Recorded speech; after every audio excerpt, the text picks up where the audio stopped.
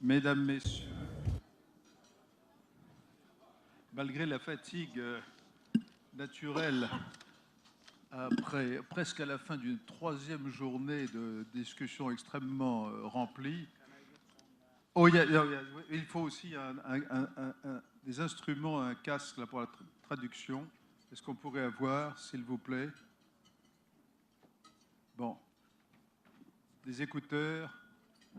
Ici, s'il vous plaît, les orateurs. Well, so we are going actually to use the two languages. Well, French. Lionel Zinsou will speak in French.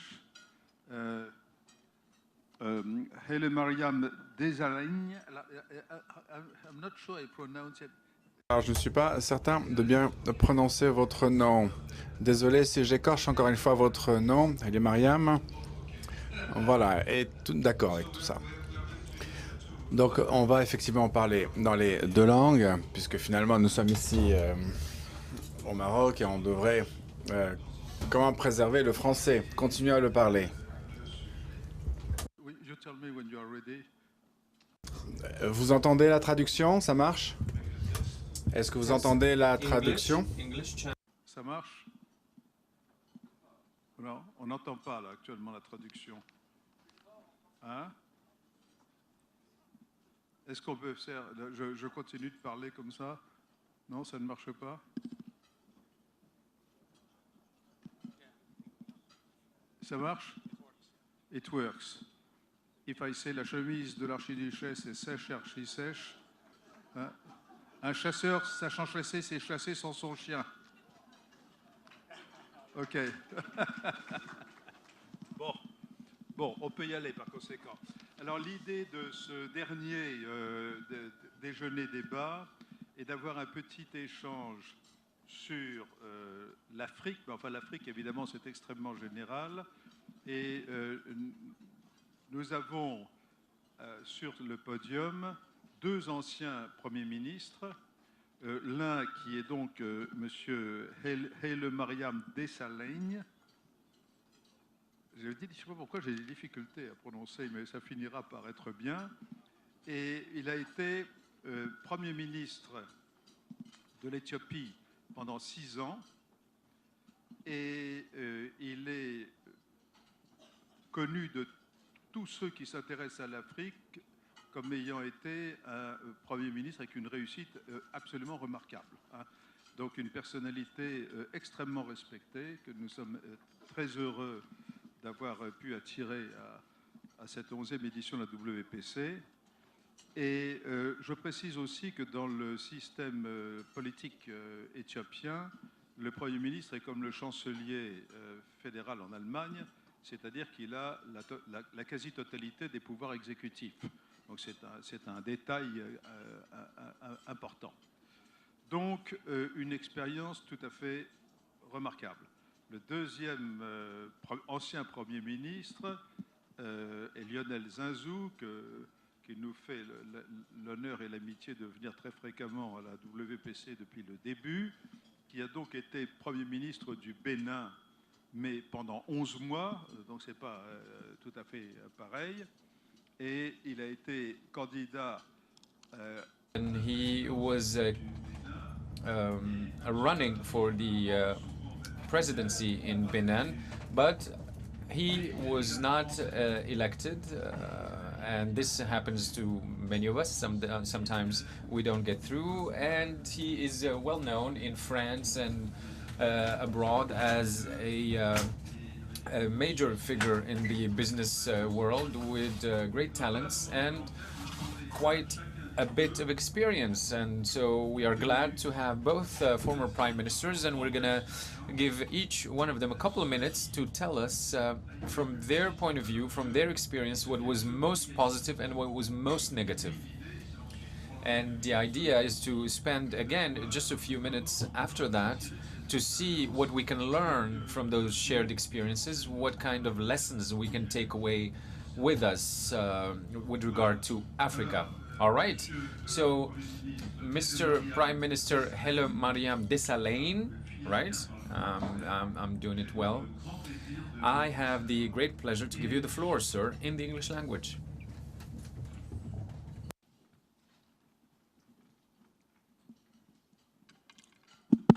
Thank you very much, Professor Terry. First of all, it's a great opportunity to be amongst you today to speak representing my continent, Africa, and also giving you some examples from my own country, Ethiopia. First of all, you know that Africans, we try to unify with the Organization of African Unity 50 years ago, and we try to evaluate the decolonization process, and we were successful politically to decolonize ourselves, but we have not been successful in many ways, especially serving our citizens, changing the lives of our people, and having good governance, and as well as, again, democratizing Africa. So I think the main issue is the last 15 years or so, you might have been hearing about Africa, that Africa is a rising continent. Africa is a giant, a lion, you know, which has risen from sleeping, a sleeping giant. And many narratives has been spoken about Africa. But my discussion, you know, is informed in 5 points, which I want to mention.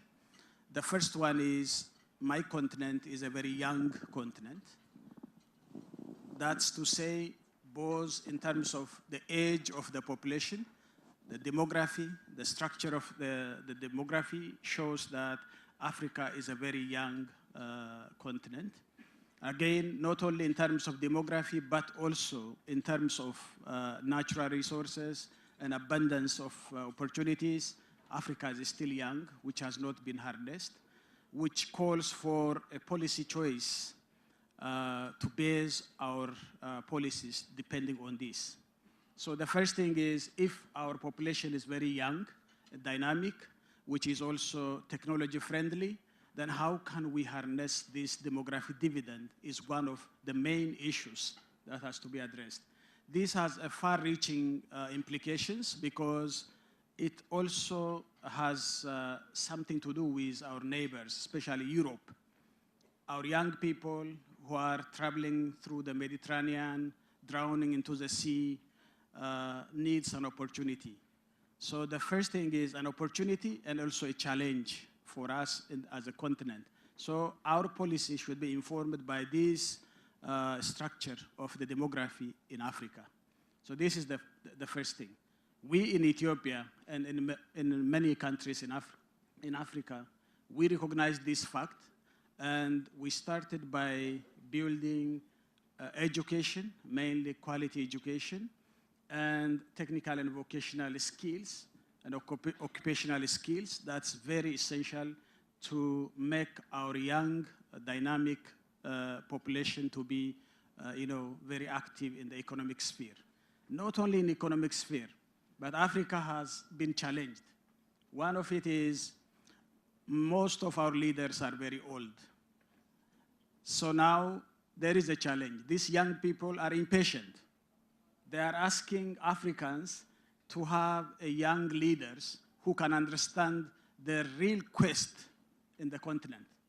So this is a big challenge. It's a big challenge, has continued to be a challenge, and something has to be done.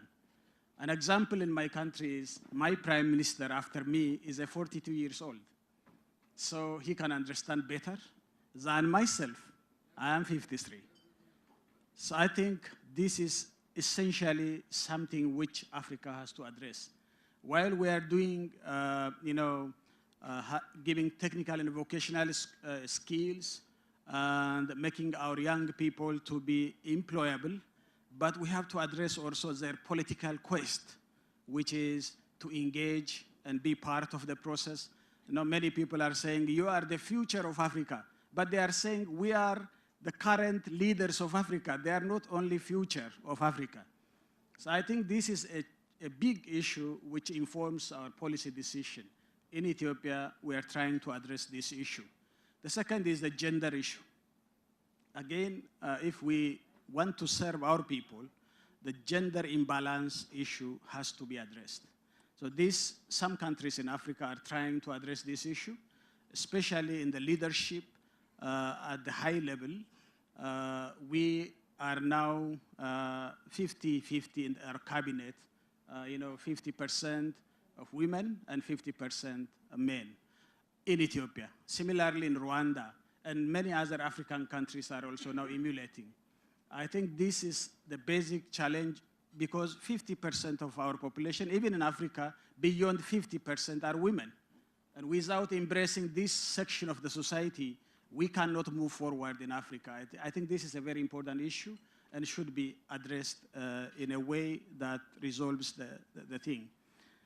The second issue which informed policy decisions in Ethiopia and in Africa is disruptive technologies and the advancement of digital economy. I think this is also a very important issue we have to address. If we want to expedite economic growth and have a vibrant economy in the country, we have to leapfrog with the technological advancement, and this is an opportunity for Africa. So I think the second issue we focused is in this area, with the e-governance, e-commerce, e-services, both in government and private entities. And I think these are very important issues that we have to look into. And this helps to integrate us in Africa. There is infrastructure deficit in Africa, and if we have to leapfrog and address this physical infrastructure deficit, we need to go further in digital economy and digital technology, which helps us to move faster. So I think this is the second issue. The third is on, there is throat-cutting competition amongst the global competitors. All of them are looking into Africa. Now Africa is no more a humanitarian case. Africa has become a trade and investment case now. So I think this has to be properly understood. Things has changed. Used to be a basket case and humanitarian case, but now that is in the process of changing. So I think if that's the case, how can we work with the global competitors in an amicable way, where when everybody comes to Africa to work in, invest in, to have a coordinated effect. In Ethiopia, we have some examples where different corners, the East and the West and the South, are cooperating in helping the country to move forward. So we work with the United States, we work with European Union, we work with China, we work with Japan, we work with Middle East. So I think used to be, you have to side some part in their fight, and that is not the case now. We have to be very conscious in Africa to get all the necessary support from all corners of the globe. I think this competition helps Africa to move forward, but on the other hand, it has an impeding situation, and we have to see that it is a coordinated effort. I think with the emergence of these global players, now if you take an example of my country, which has moved the last 15 years in double-digit growth of 10.3%, which is similar to Korea in 1960s or China in recent years. So I think this kind of economic growth is very essential, because without a fast and accelerated economic growth, reduction of poverty in Africa will remain to be at its low level. So we need to move very fast.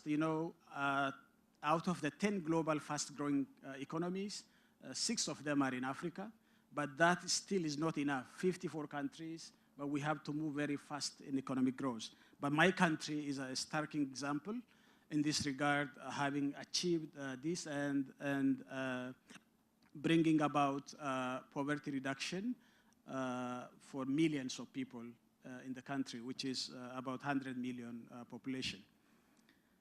I think we have huge challenge in Africa, in terms of the fourth point, which informs our policy choice, is state capture and poor governance, which is very, very detrimental for fast economic growth. And I see state fragility in some parts, and some of the African countries are failed states. So we have to work very hard to bring all the African nations to the same level of peace and tranquility and growth.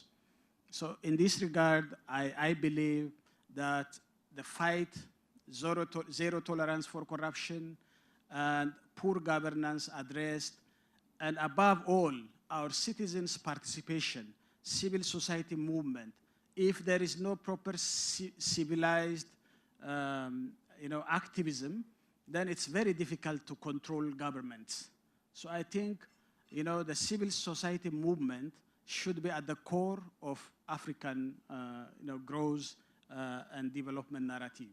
So I believe that this is one of the main issues we have to address. The fifth is, there is resource depletion, and there is also, climate change issue, which is very essential. Africa contributing very less to the global greenhouse gas emission, but the most attacked and impacted continent is Africa.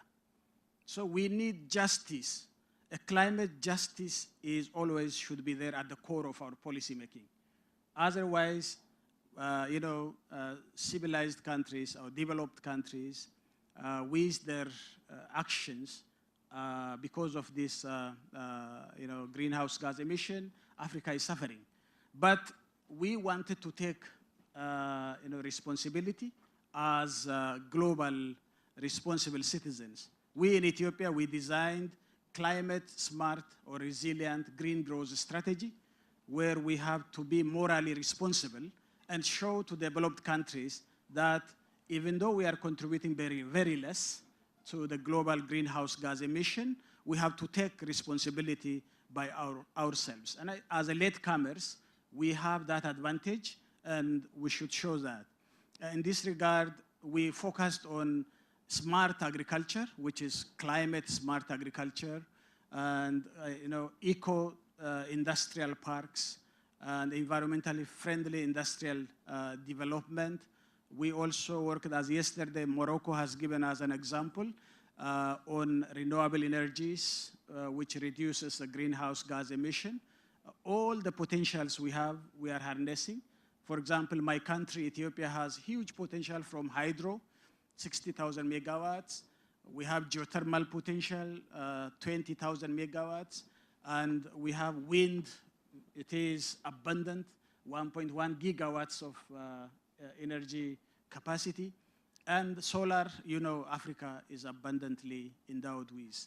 So I think all these renewable energy sources, we are harnessing. Ethiopia, currently we have an installed capacity of around 5,000. 95% of it is from renewable sources. And again, we are building and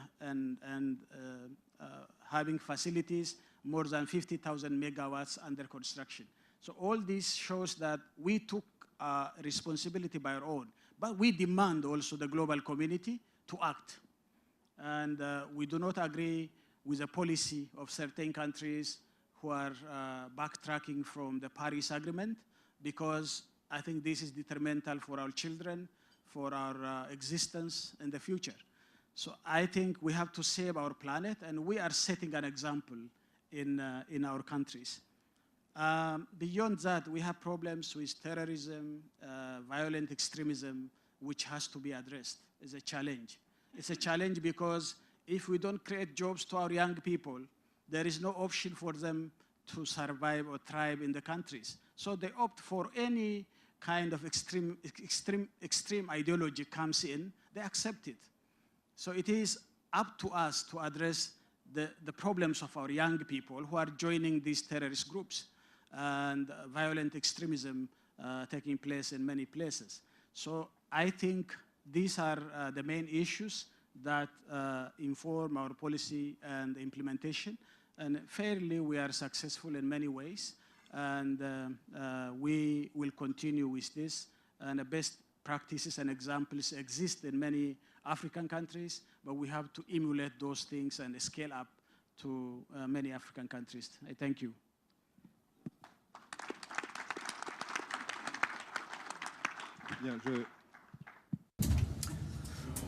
All right, thank you very much. And I think that the value of the various points that you've emphasized also stem from the university and academic career that you had, and your experience is highly relevant in this regard with a 6-year track record. Now, Mr. Lionel, we'll hear from you. Thank you, Thierry. Thank you, everyone. The points that I'm going to mention emanate from a track record that is more modest than that of my co-panelist, because he even did actually more than achieve 10% of GDP growth. He brought back to Africa the spirit of knowing that Africa can. And in this sense, this new hope for a strong, balanced growth in a country that is highly diversified in its economy, and the fact that it became possible, that unleashed energies wherever you go in the continent. So that's why I thank him right in front of you, and I'm really honored to be sitting on the same podium. And we do sit together in a number of occasions, and working with him is highly stimulating. And let me tell you that this man has managed to liberate the imagination of the continent when it comes to a future that we will be able to control, and a future that would be exceptional. And based on the rule that you already proposed, Thierry, with regard to what we've had that was positive and what we've had in our experience in the management of public affairs that might have been negative. Well, start with the positive. I wake up every morning, and I think that it is positive, is the melting pot aspect. So superficially, we have a problem in politics in Africa. Being different is something not easy to manage. When I was in France, and I would speak in public, and I manage a progressive think tank there, and I am told on social media, well, why don't you go and do this in Africa? What are you trying to give us lessons in Africa? And get this, when I'm a candidate to the presidency in Benin, they tell me, why don't you go back to your friends, the whites? You don't know who we are. And so this is quite exceptional. And so you look at your society from a different perspective. And I'm really happy that this conference is happening in Morocco, because this is the only place when I'm on the street, they speak to me in Moroccan Arabic, which I don't understand, because they think that I am from here. This is very important for somebody who is in my situation, when the people of the land think that you are from their country, and that's not the case of my father or my mother. But the fact that I'm from a biracial family is a positive thing for me, because I try to multiply experiences and mix my heritage references. And when it comes to politics and elections, and when you have to visit some of the most remote areas in your countries, and you get to meet with hundreds of thousands, if not millions of people, well, you come to understand that the populations are not xenophobic, and they are pretty open. And they tell me that where you come from in the north, it seems like it's a meritocracy where social mobility is possible, and they tell me, are you gonna bring us that from where you come from? So even when they accuse me of being white and not being among them, they come from a positive place. It's not always negative. And in Africa, there's a lot of mixing and intermingling, and And there is a certain understanding of what happened with the whites, and they are thought of as unbaked petit pains or croissants, and for the Africans they are kind of charred croissants, and then the Ethiopians are just perfect. And even if I am a petit pain or a croissant that is kind of charred or somewhere in between, what is touching to me is that at heart we are a people that manages an extreme diversity. We are an identity, we are a continent that is built to a large degree, except for Ethiopia actually, have been dominated.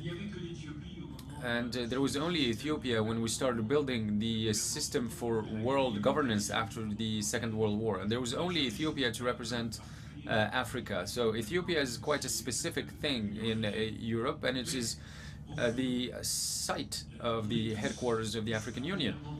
But we are all highly intermixed racially and culturally and in terms of identity, and this kind of interaction will have made Senghor very happy, the poet and president from Senegal, and a man who garnered a lot of admiration. And it is great to see that this is what's happening in Africa now, and also as part of the political will of His Majesty the King of Morocco to make Morocco an integrally African country that has reach across Africa. So I'm not saying that there are no conflicts of tribalism.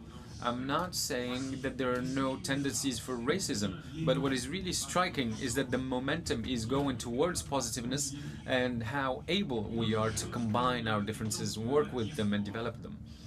Another point here about the diaspora and how you can see in public offices the young leaders that the Prime Minister has mentioned who have studied around the world and who are bringing back their skills to their home countries.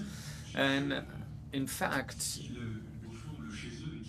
they come back to that imaginary home country.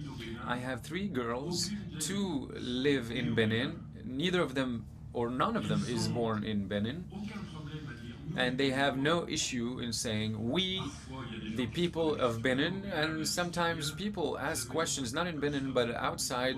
They say, do you have as many people from Benin that are white or looking white or with a fair skin? But that poses no problem for them whatsoever, and they still feel that Benin is home. And we created a company with Donald Kabiruka, whom you know, the president of the African Development Band, and it's a financial institution, and we receive a lot of CVs of young Africans. They're not from Benin or Rwanda, they're from all over the African continent. They tell us that City London is great, that Wall Street is great, that Quartier Défense in France is great, and all the city centers are amazing, but we want to go back home and help build our Africa. And this is striking. The Nigerians call this the repats instead of expats. And what I thought was more negative or kind of sad is my inability to convince Europeans, non-Africans in general, that there are certain stereotypes about Africa that do not bother Africa anymore, but should be bothersome to you, because there's a degree of ignorance or indifference there that cultivates those stereotypes, and that is problematic for Europe and the West in general. For a long time, when I wasn't in politics and I was in the corporate world, I felt the need to explain to people what was really going on in Africa, and that what was going on in Africa was highly vigorous, it was transformative, and I was labeled for a time an Afro-optimist. They have invented this. So a raptured Afro-optimist, meaning that I am believing what I am wishing, so that I was coming from a wishful thinking place, because they were challenging me on the epidemics, the conflicts, the corruption, and all of the woes of Africa. Well, I cannot, either by sharing my experience as a financier or as a prime minister, to dissipate these stereotypes easily. When the prime minister said that Africa is not a humanitarian case, it's an investment case. But that's not how the world sees Africa. Let's be honest, this is now even the gaze that Africa has on itself. When you're told that the investment risk in Africa is overestimated and de-risking Africa is now being done or can be done through a number of mechanisms, but still the overestimation of risk in Africa is a problem. And the migration in Africa, the highest rate of it is inside Africa, not towards Europe. And outside conflicts and refugees and conflict areas, but outside everything that is linked to war, migration is an internal phenomenon in Africa. The exodus towards Europe is not true. In the 21st century, Europe is now has to worry more about the East than about Africa, and it seems that people are having a hard time understanding this shift. When you try to explain that in our economies, and that's the case in Benin and in Ethiopia, in terms of demographics, the numbers are not what you think they are. This is not an effect of fecundity. It's completely normal for a woman to have an average of 6 children in certain parts of Africa. What is more important to understand is that our demographic growth is linked to the increase in life expectancy. Here you are in a country where the number of children that women have is coming close to the European fertility rate, and that's the case also of Tunisia, and it's becoming kind of the case in Algeria, and basically our western coast of Africa, we have 2.8 children per mother. And so the fertility level explains nothing. Our demographic growth is the effect of the increased life expectancy thanks to better nutrition, better education, and the considerable progress in healthcare services. But when Europe and the West look at us as undereducated, underserved in healthcare, and undernourished across the planet, well, this idea is not tenable. Yes, we might be undernourished, but we are much better nourished than 20 years ago. And the result is that in Central African countries today, you gain 1 year in life expectancy per year. And we've been talking about this for a long time, and Thierry might tell you that I'm stopping you from having the rest of your lunch, because we've been talking now for about 15 or 20 minutes. But I'll just say that in Congo, they've just won 20 minutes of life expectancy. This has never happened before in the history of humanity, to gain so much in life expectancy. But the Europeans are only focused on fertility rates. And this is really a basic error of calculation and quantification in terms of sociological research and economic research. Also, the Europeans do not see that there's been 100,000 Chinese living in Africa 20 years ago, and there's 1.5 million of them today. And I think that this is something very positive. And I'm somebody who is a champion of intermingling, but one would wonder, are we not imagining in a quite primitive manner that we are going to be overwhelmed by these numbers of migrants, versus looking at the facts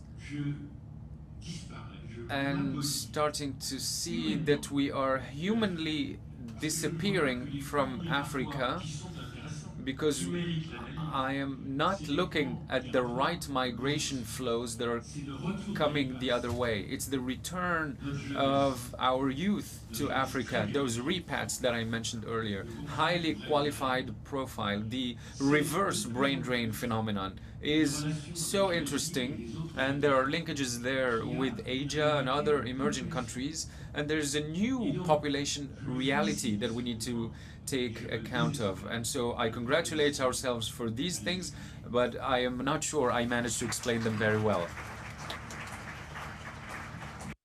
Bien. Alors, comme So I might turn out to be the victim if a member of the WPC starts to complain about malnutrition. I think we're going to have to handle that very quickly. But I have 3 points to respond to what you've just said, Lionel.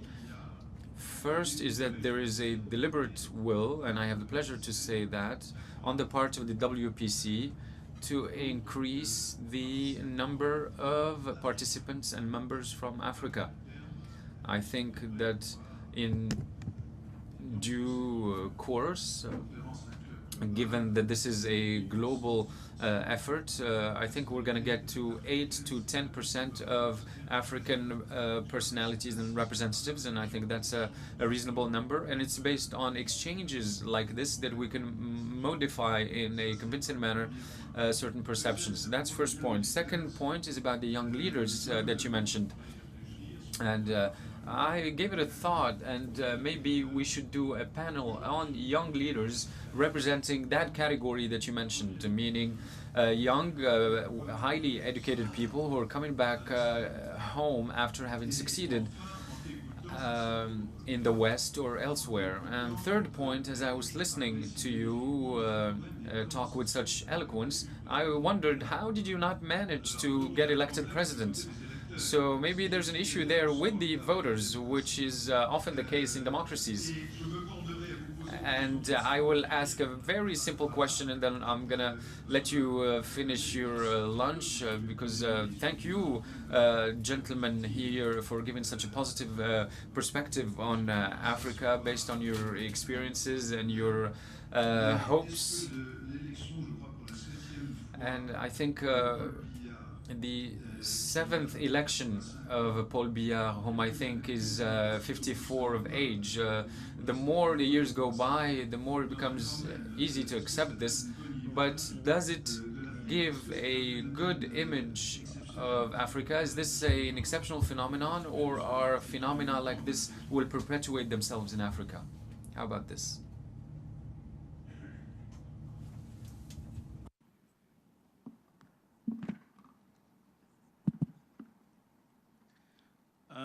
Thank you so much. I think it shouldn't be the choice of the leaders.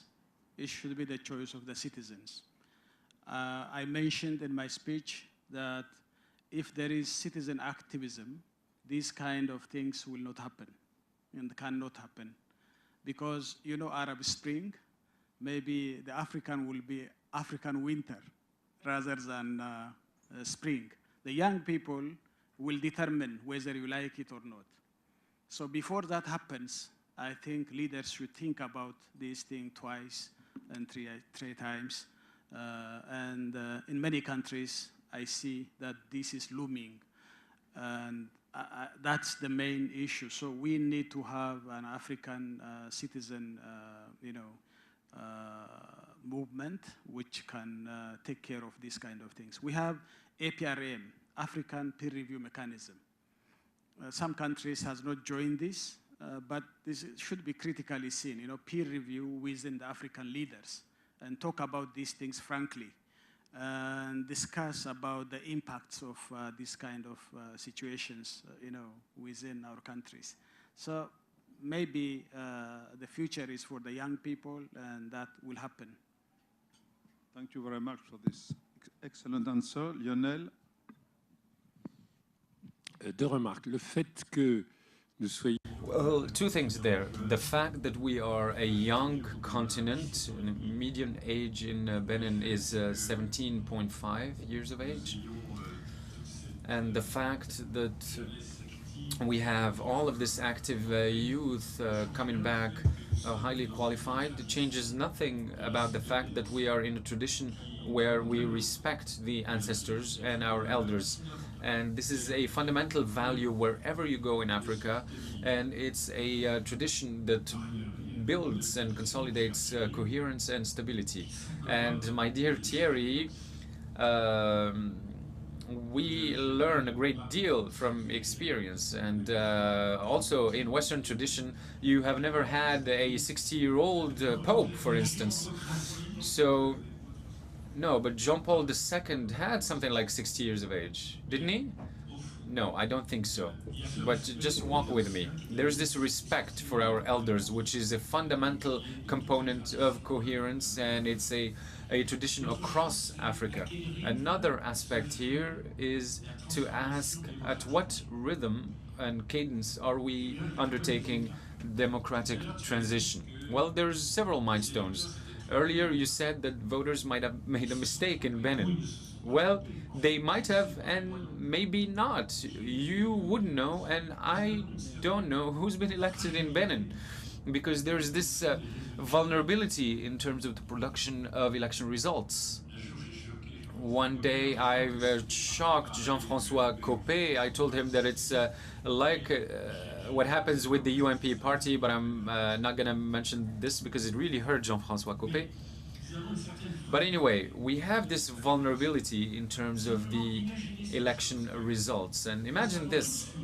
We have in our constitutions since independence, we had direct voting. And immediately after independence, women started voting. And we've reached a level in terms of organizing elections that some countries have spent 200 years before getting there.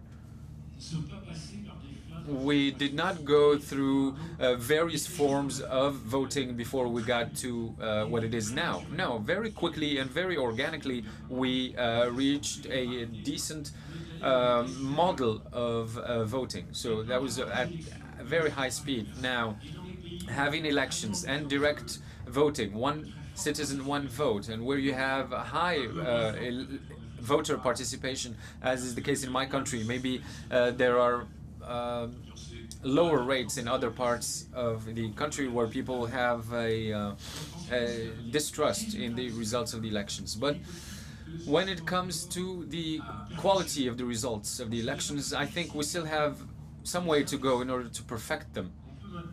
It is now harder to reverse them because connectivity has progressed quite a big deal, and we managed to consolidate even outside state apparatuses the results. So this is just an observation, and I mean to say that we still have some way to go, and you will hear from critics that this country, my country, is becoming a tyranny. I say no. There might be that there's a handful of people, maybe several hundreds, who are in favor of tyranny, but there's 10 million people that are thinking and reasoning with democratic principles in mind. Now there is public opinion that seeks accountability and that wants the capability to have supervision and monitoring. And this is across Africa. And going back to your question, with regard to the 7 presidential terms, or about the quality of election results, well, there's something that we've done instantly when we were under the status of the indigenous people. We've moved from a political situation where we were dominated, colonized, without having any rights whatsoever, and very quickly we moved into a right to express oneself as a people and as an identity and as a sovereign entity. And so this is what happened, and hoping for the best. Thank you very much. I would like to confirm that Jean-Paul II was 58 years old when he was elected Pope, and I had 36 years old back then. Okay, so fun fact. Well, I have to amend, then I stand corrected. I thought he was 60. Now, in our country, the civil status law is negotiable. So you have a Western attitude here, you know, 58 or 61. That discrepancy is something highly acceptable. And I stand corrected indeed. All right. I think that good African wisdom has been shared here on this podium, and so in the name of the audience, I would like to thank you warmly and add in here another good piece of news. And since you've told us that there was 20 minutes of life expectancy that were added in an African country, well, I regret to say that you only have 20 minutes left to finish your lunch. Okay.